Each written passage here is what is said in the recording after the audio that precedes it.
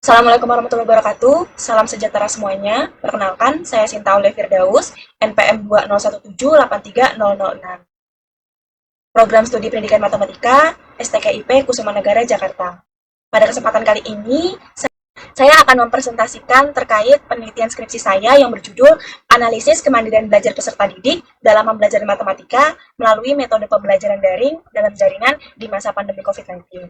Penelitian kualitatif pada peserta didik kelas 11, Otomatisasi dan Tata Kelola Perkantoran, OTKP, semester genap tahun pelajaran 2020-2021, SMK Galajuara. Latar belakang. Yang melatar belakangi penelitian saya adalah karena pandemi COVID yang terjadi, kemudian dalam bidang pendidikan, pemerintah mengambil kebijakan dengan menghadirkan alternatif proses pendidikan yang didukung oleh Surat Edaran Nomor 4 Tahun 2020 tentang pelaksanaan kebijakan pendidikan dalam masa darurat penyebaran coronavirus disease atau COVID-19. Yang mana prinsip yang ditetapkan dalam kebijakan masa pandemi COVID-19 adalah kesehatan peserta didik, pendidik, tenaga pendidikan, keluarga, dan masyarakat merupakan prioritas utama dalam menetapkan kebijakan pembelajaran. Dan sekolah menengah kejuruan merupakan salah satu jenjang pendidikan yang terkena dampak atau yang merasakan dampak dari COVID-19 sendiri. Nah, dengan kondisi seperti demikian, peserta didik akan lebih banyak berinteraksi di rumah. Diharapkan karakter positif bisa tumbuh melalui pembelajaran daring ini atau PJJ, salah satunya adalah karakter kemandirian. Kemandirian merupakan salah satu nilai pokok dalam penguatan pendidikan karakter yang pemerintah galakan dalam memperkuat pribadi bangsa Indonesia, yang tertuang dalam Peraturan Presiden Nomor 87 Tahun 2017 tentang penguatan pendidikan karakter dan Permendikbud Tahun 2020 Tahun 2018 tentang penguatan pendidikan karakter atau PPK. Penguatan pendidikan karakter yang disingkat dengan PPK merupakan upaya pemerintah di bawah satuan pendidikan untuk memperkuat karakter peserta didik melalui harmonisasi olah hati, olah pikir, dan olahraga yang melibatkan 3 satuan pendidikan, yaitu sekolah, orang tua, dan masyarakat.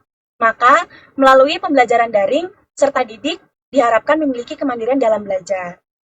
Dengan adanya kondisi tersebut, maka saya termotivasi melakukan penelitian untuk menganalisis kemandirian belajar peserta didik dalam pembelajaran matematika melalui metode pembelajaran daring dalam jaringan di masa pandemi COVID-19. Adapun fokus penelitian saya adalah bagaimana analisis kemandirian belajar peserta didik dalam pembelajaran matematika melalui metode pembelajaran daring dalam jaringan di masa pandemi COVID-19. Dan untuk perumusan masalah penelitiannya, yang pertama, bagaimana pengaruh perubahan metode pembelajaran pada kemandirian belajar peserta didik. Yang kedua, bagaimana tingkat kemandirian belajar peserta didik pada mata pelajaran matematika selama pembelajaran daring. Dan yang ketiga, apa saja upaya yang dilakukan guru dalam meningkatkan kemandirian belajar peserta didik pada mata pelajaran matematika selama pembelajaran daring.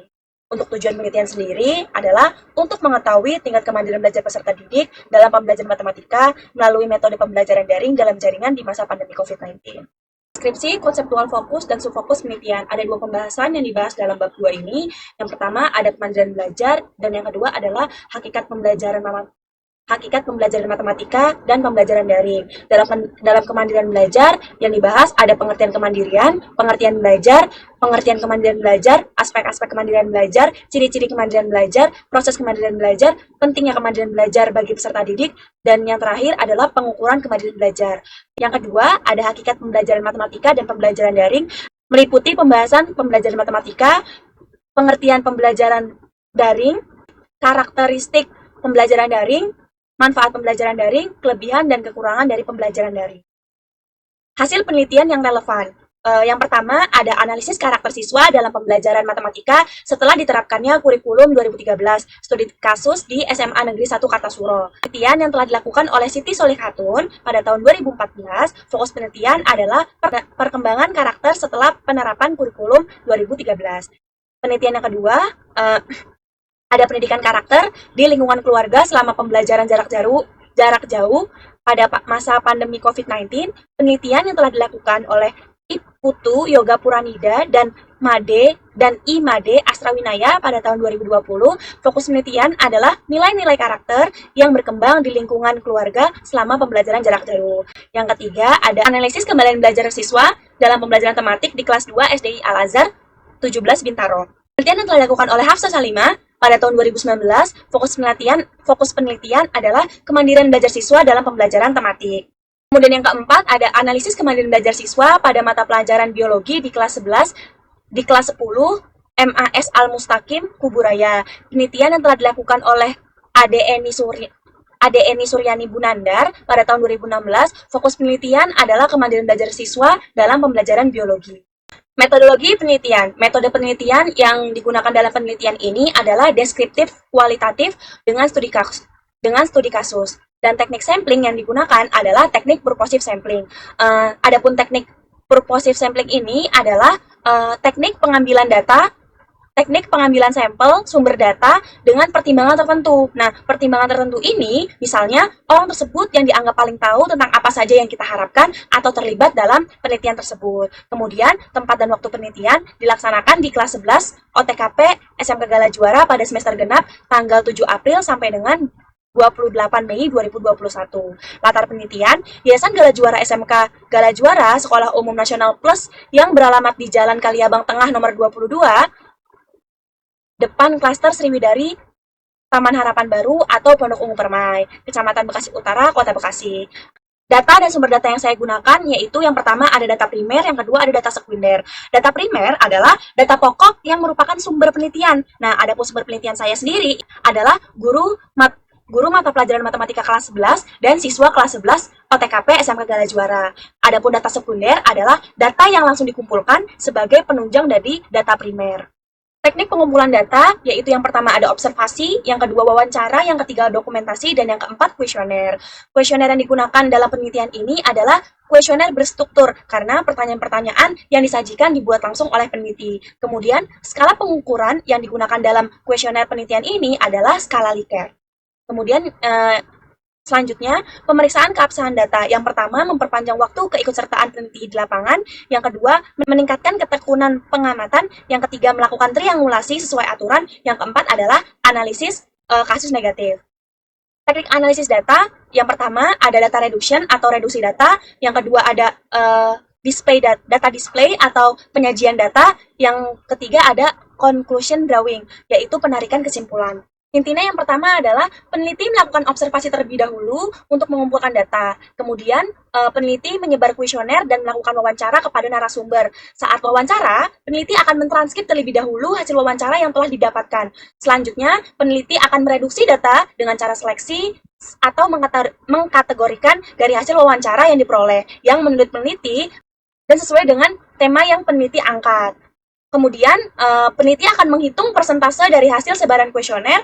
Selanjutnya, peneliti akan menjelaskan hasil data yang telah direduksi dalam bentuk narasi. Yang terakhir adalah menarik kesimpulan dari jawaban narasumber atau data yang diperoleh. Kemudian peneliti melihat dominan kemandirian belajar peserta didik yang muncul sesuai dengan tema yang diangkat oleh peneliti. Gambaran umum, SMK Gala Juara atau Sekolah Menengah Kejuruan Gala Juara yang disingkat Galjur adalah sekolah menengah kejuruan swasta yang beralamat di Jalan Kaliabangan Tengah nomor 22 Bekasi Utara, Kota Bekasi, Jawa Barat, Indonesia. Sekolah Menengah Kejuruan Gala Juara adalah bagian dari institusi pendidikan yang didirikan oleh Yayasan Gala Juara pada tahun 2012. Program keahlian yang terdapat di SMK Gala Juara adalah akuntansi dan keuangan lembaga yaitu AKL, otomatisasi dan tata kelola perkantoran yaitu OTKP, dan teknik komputer jaringan yaitu TKJ. Adapun selama pandemi yang berlangsung, kurikulum yang digunakan oleh SMK Gala Juara adalah K13 penyederhanaan. Temuan penelitian. Wawancara yang dilakukan peneliti dilakukan pada hari Selasa tanggal 27 April 2021 dengan narasumber yaitu guru mata pelajaran matematika kelas 11 dan 5 orang peserta didik kelas 11 otomatisasi dan tata kelola perkantoran OTKP di SMK Gala Juara. Kemudian disajikan dua tabel hasil rekap data. Yang pertama adalah rekap data hasil observasi kemandirian belajar peserta didik bersumber dari hasil observasi. Ada 5 indikator kemandirian yang dikembangkan. Yang pertama ada percaya diri, disiplin, inisiatif, dan tanggung jawab. Percaya diri ada di 61,76%, disiplin ada di 76,47%, inisiatif ada di 50%, tanggung jawab ada di 70,59%, dan motivasi ada di 82,35%. Kemudian, dari rekap data hasil sebaran kuesioner kemandirian belajar peserta didik yang bersumber dari hasil sebaran kuesioner, yang pertama, percaya diri, rata-rata persentase ada di 57,06%, disiplin rata-rata persentase di 57,06%, inisiatif di 56,32%, tanggung jawab di 57,5%, dan motivasi di 58,09%. Pembahasan temuan penelitian. Pengaruh perubahan metode pembelajaran pada kemandirian belajar peserta didik. Metode pembelajaran yang diterapkan oleh guru matematika di kelas 11 otomatisasi dan tata kelola perkantoran OTKP SMK Gala Juara dirasa sudah cukup efektif, dikarenakan guru menggunakan video pembelajaran yang di-share di Google Classroom, kemudian melakukan latihan soal di Google Formulir, dan juga melakukan latihan tertulis di buku tulis. Rencana pelaksanaan pembelajaran RPP yang digunakan oleh guru selama pembelajaran daring yaitu menggunakan RPP penyederhanaan sesuai dengan anjuran yang diberikan oleh pemerintah yang diberikan oleh pemerintah. Dalam proses pembelajaran daring, guru memberikan video pembelajaran kepada peserta didik sesuai dengan pembahasan materi melalui Google Classroom dan melakukan review materi melalui Google Meeting. Namun, pertemuan melalui Google Meeting ini dirasa kurang efektif karena ada beberapa peserta didik yang jarang turut hadir dalam Google Meeting tersebut dengan alasan terkendala jaringan internet, kuota internet, maupun permasalahan spesifikasi gadget. Evaluasi yang dilaksanakan dalam proses pembelajaran daring yaitu dengan pemberian tugas kepada peserta didik dalam dua versi. Yang pertama dalam bentuk Google Formulir, yang kedua bentuk tertulis, yaitu dikumpulkan langsung ke sekolah. 2. Tingkat kemandirian belajar peserta didik dalam kegiatan pembelajaran matematika selama pembelajaran daring. Berdasarkan perhitungan tabel rekap data hasil observasi, kemandirian belajar peserta didik, persentase paling rendah yaitu aspek inisiatif, termasuk dalam kategori cukup 50%. Maka dapat dijelaskan bahwa tingkat kemandirian belajar peserta didik dalam kegiatan pembelajaran matematika dengan metode pembelajaran daring di kelas 11 OTKP SMK Gala Juara dari data hasil observasi sudah baik. Kemudian berdasarkan perhitungan tabel rekap data hasil sebaran kuesioner kemandirian belajar peserta didik, dapat dijelaskan bahwa kemandirian belajar peserta didik sudah cukup baik karena 5 indikator kemandirian belajar peserta didik berada di rentang 40% sampai 59,99%. Berada di kategori cukup baik. 3. Upaya yang dilakukan guru dalam meningkatkan kemandirian belajar peserta didik dalam kegiatan pembelajaran matematika selama pembelajaran daring. Berdasarkan data yang diperoleh dari lapangan, menjaga terjalinnya komunikasi antara guru dan peserta didik merupakan upaya guru yang dilakukan untuk meningkatkan kemandirian belajar peserta didik. Pemberian tugas secara tertulis berupa pengumpulan tugas yang ditulis di buku tulis, kemudian dikumpulkan ke sekolah, juga merupakan salah satu upaya guru agar peserta didik tetap aktif dalam kegiatan pembelajaran daring. Hal ini menyikapi dari berbagai gangguan jaringan internet, ketersediaan kuota, atau perangkat yang bermasalah. Hal tersebut bertujuan agar komunikasi antara guru dan peserta didik tetap terjalin. Kesimpulan. Yang pertama, pengaruh perubahan metode pembelajaran pada kemandirian belajar peserta didik sebab pandemi COVID-19, yaitu penerapan pembelajaran daring. Metode pembelajaran daring di kelas 11 OTKP SMK Gala Juara memanfaatkan beberapa macam media seperti Google Meeting, Google Classroom, Google Formulir, dan WhatsApp Group. Guru membuat video pembelajaran matematika dan dikirim ke Google Classroom agar peserta didik dapat mempelajari kembali materi yang sudah diberikan oleh guru. Rencana pelaksanaan pembelajaran RPP yang digunakan yaitu RPP penyederhanaan sesuai dengan anjuran pemerintah, dan evaluasi yang dilakukan oleh guru tidak hanya melalui aplikasi Google Meeting atau Google Form saja. Evaluasi yang diberikan juga dapat berbentuk lembar kerja tertulis yang dapat dikumpulkan langsung di sekolah.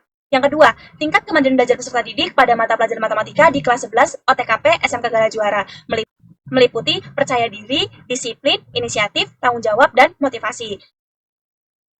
Dinilai sudah cukup baik meskipun masih ada beberapa hal yang perlu ditingkatkan. Yang ketiga, upaya yang dilakukan guru dalam meningkatkan kemandirian belajar peserta didik dalam pembelajaran matematika di kelas 11 OTKP SMK Gala Juara adalah menjaga terjalinnya komunikasi antara guru dan peserta didik dan lembar kerja tertulis yang dapat dikumpulkan langsung ke sekolah. Saran untuk peserta didik, Supaya tetap selalu semangat dalam mengikuti proses pembelajaran secara daring.